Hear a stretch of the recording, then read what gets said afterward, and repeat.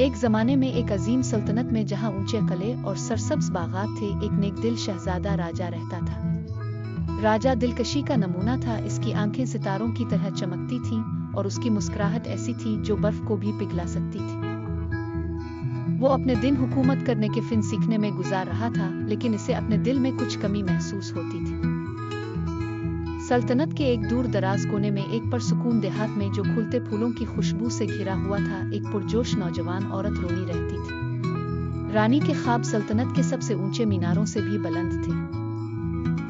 वो तेज दानाई और मुहिम जोई की वजह से मशहूर थी, लेकिन दिल में एक गैर वाज़ेह ख्वाहिश भी महसूस करती थी। एक दिन तकदीर ने मुदाखलत की जब राजा ने सल्तनत का पोशीदा दौरा करने का फैसला किया ताकि आवाम को बेहतर समझ सके।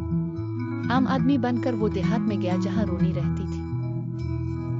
जब वो रंगीन बाजार में घूम रहा था, इसने रोनी को एक स्टॉल के करीब खड़ा देखा। इसकी हंसी घंटियों की मानिंद थी। तजस्सुस बढ़ा।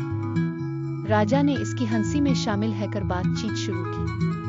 वो जल्द ही जड़ गए। दुनिया ख्वाबों और उम्मीदों पर गुफ्तगू करते। किसी ने अपनी असलियत जाहिर नहीं की, बल्कि उनके दरमियान कायम हकीकी ताल्लुक का लुत्फ उठाया। हफ्तों में दिन बदल गए और उनका रिश्ता मजबूत होता गया। वो खुफिया मुलाकातें करते, चांदनी रातों में कीमती लम्हात गुजारा। राजा ने नई खुशी देखी। रोनी ने दिल में गर्मजोशी महसूस की। चांदनी रात राजा ने अपनी असलियत जाहिर करने का फैसला किया। घबराहट से शाही शनाख्त का एतराफ करने पर तसल्ली मिली। रोनी ना नाराज बल्कि सच्चाई से हैरान और मुतासिर हुई।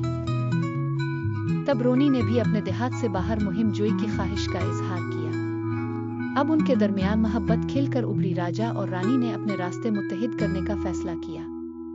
सल्तनत ने उनकी शादी का जश्न मनाया। एक शहजादे की कहानी पर खुश हुए जिसने देहात के दिल में मोहब्बत पाई। उन्होंने सल्तनत की सरहदों से बाहर मुहिमात शुरू की और मेहरबानी हिकमत से हुक्मरानी की। उनकी मोहब्बत एक हुसैनपुरी कहानी थी जो बादशाहत में और बाहर याद रहेगी।